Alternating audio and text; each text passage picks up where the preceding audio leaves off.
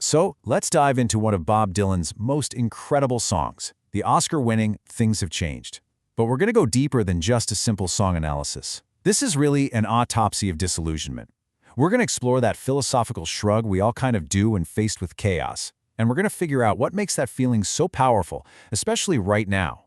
And there it is, right there. That single line is the song's entire center of gravity. It sounds so simple, right? But there is a whole universe of meaning packed into those words.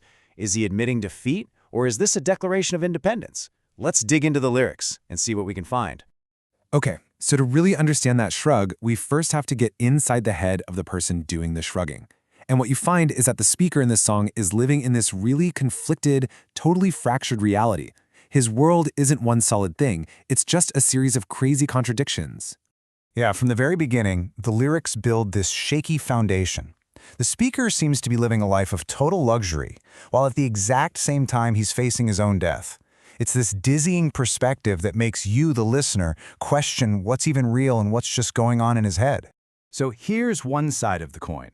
I mean, what an image, right? Pure opulence, success, the high life. Champagne, a beautiful woman. It feels like a scene straight out of a movie. You think, okay, I get who this guy is. And then boom, just like that, we get thrown to the total opposite extreme. We go from a champagne party to a public execution. And what's so wild is that he delivers both lines with the same detached voice, like they're both just equally possible parts of his afternoon. And this tension, it just keeps building. On the one hand, he's all well-dressed, looking up at sapphire-tinted skies. But on the other, he's a worried man who's just walked 40 miles of bad road. See, these aren't just changing moods. They feel like two completely different realities fighting for space. It makes the story feel totally unreliable, but at the same time, somehow, completely authentic. So if the speaker's internal world is just a mess of contradictions, what about the world he's actually looking at? Well, that's where he finds his proof. He looks around and basically sees a world that is, to put it mildly, broken beyond repair.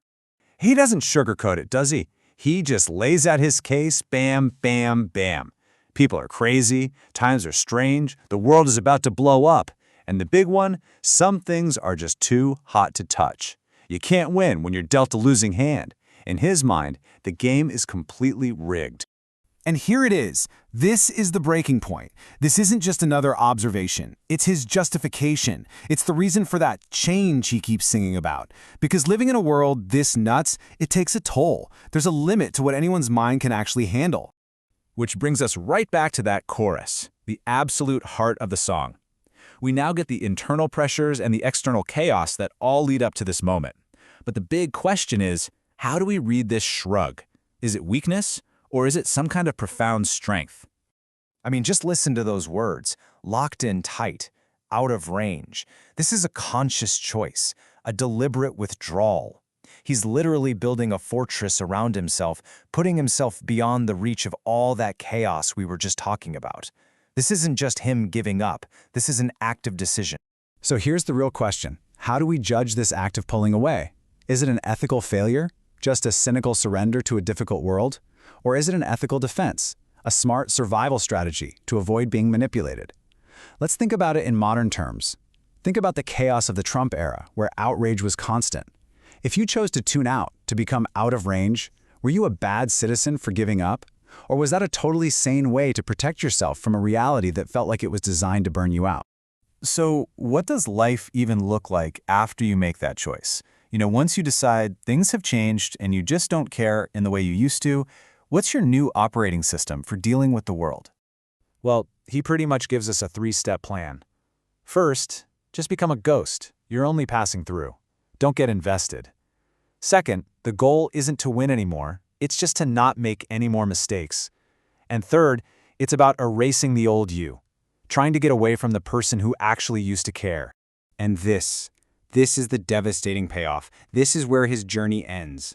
After looking at the world, pulling away from it, and creating this new philosophy for himself, he comes to this conclusion: a total rejection of truth itself. Because if everything is a contradiction, if the world is insane, then the very idea of truth just becomes another joke.